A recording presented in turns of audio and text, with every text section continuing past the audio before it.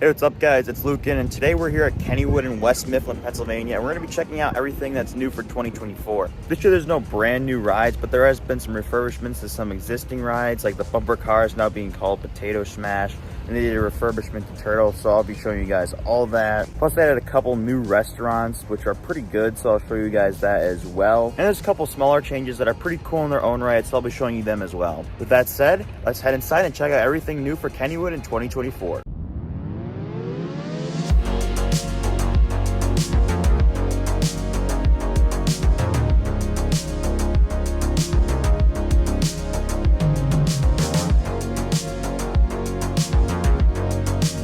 So new for 2024 this year, a lot of the major rides have wait time boards. So, I mean, this is supposed to help with the Speedy Pass, so you have an idea how long you're gonna wait, because it's kind of structured similar to the Flash Pass at Six Flags, where you just wait virtually. But it's nice to have these. They're kind of hit or miss on how accurate they are. They usually overestimate it, but I'll show you a couple of the other ones and tell you if I think they're accurate or not. So our racer, it's about a 5-minute wait. I'd say this looks to be about that, maybe a little more. The operations are not very good on this ride, so it could be a little longer. All right, according to this, Sternator's got a 20-minute wait. Let's test it out. Well, I just crashed out after about 15 minutes in line for Exterminator. I didn't even get inside the building, and they just changed the wait to 50 minutes, so I caved and bought the standard Speedy Pass for 30 bucks. So it is what it is, but yeah, the sign wasn't too accurate in this case.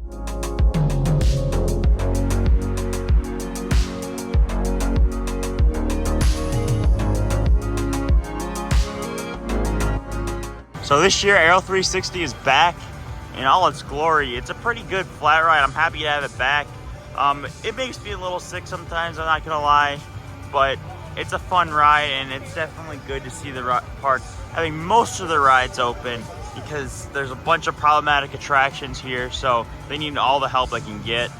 But aesthetically, this ride is awesome, so I'm glad that it's open again. So as has been the case the past few years, well, more often than not over the past few years, Steel Curtain is closed for the season, and I've heard rumors that the structure is not structurally stable, so that's a little bit concerning as to the future of this ride. I don't really know what they could do to fix that, because that would probably require some major modifications, but we'll see what happens over the next couple of years. I don't think they're going to go up on this ride too easy, because they spent a lot of money into making this work. It is a very popular ride. It's huge, as you can see. It's the tallest coaster in Pennsylvania, but I don't know. This area has kind of been a failure, but like I said, the ride's been popular, so they're probably gonna work to get it open, but it's certainly a shame to see it close, and I really hope they can figure out a solution for it. So right behind me was where the SS Kenny used to be. The park actually removed it for the 2024 season. It was just a basic rock and tug style of ride, but as you can see, it left kind of a void in the kid area between this airplane ride over here and the restaurant that you can see behind me. So I'm wondering if they're gonna put another ride there, or just maybe fill in a bathroom or another restaurant. But it's definitely an interesting decision to kind of move just a very standard ride that probably didn't really cause too many problems for the park. So right now I'm actually sitting where Elephant Parade used to stand. That was a classic Zamperla flat ride. And as you can see, there's just kind of tables where that used to be. So as I exit Kiddieland, I'm kind of curious as to what they're going to do next with that area of the park. I think they probably remove those rides just so they have enough operators to cover the rest of them, because staffing's been kind of hard to come by in the used industry as of late. At the same time, I wouldn't be surprised if they end up upgrading that area. It's one of the more outdated areas of the park, and I would definitely like to see it get some love from the park. But yeah, I'll be curious as to what they do next. Another new for 2024 edition is Jeeters Pub, which is basically a bar with some snacks in it as well. Jeter is actually one of park's old mascots. They sort of brought them back out of nowhere, but it's pretty cool to see the park paying homage to some of their history. The building that now houses Jeeters Pub used to be home to an arcade. That arcade has been moved to the Games building in Lost Kennywood, nearby Pittsburgh Plunge and Exterminator, which is helping to fill up what was a relatively empty building.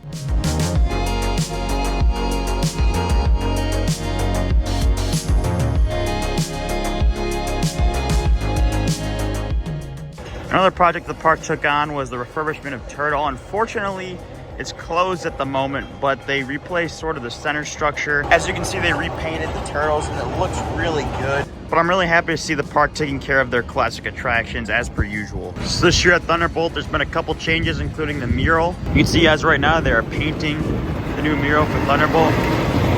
They also cut down the tree in the middle of Thunderbolt's helix, so now you get a really good sight line from the queue line and the entrance plaza of the ride. And they added a white outline to Thunderbolt's text on the side of the station, so it pops really well. So here is the other new restaurant for this year, Carousel Burger Company.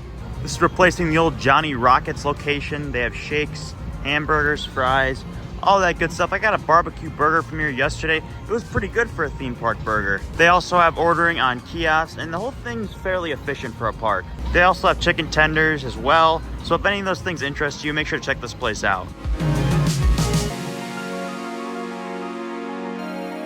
The biggest change for 2024 was the renovation and retheme of the Grand Prix bumper cars into Potato Smash. The name and theme of the ride is now in reference to the park's famous potato patch stand not too far away. As you can see, the entire ride has quite literally been reskinned, with the cars now taking the form of a tray holding french fries. They also added some paintings to the walls of the ride, along with some lights and sound effects. Some have complained about the new theme of this attraction, but I really do like seeing the park embrace its unique and quirky identity. There's just so many iconic aspects about this park, and most people in Pittsburgh love Potato Patch, so to me, this was a great move. Regardless of opinions, this is yet another great example of the park taking care of their older attractions. If you like seeing these renovations, like the video so more people get to see them, and the park sees our support for these investments. An addition I didn't know too much about until recently was the Jetpack Flying Water Circus show at the Garden Stage. Unfortunately, I haven't been able to watch this show yet, but from the videos I've seen, it looks pretty fun. After walking by the stands after a show, they looked absolutely soaked. So watching the show and participating may be a great option to cool off during a hot day in the summer. Not everyone's going to be a fan of this, but certainly a great option to have during the hot Pittsburgh summer.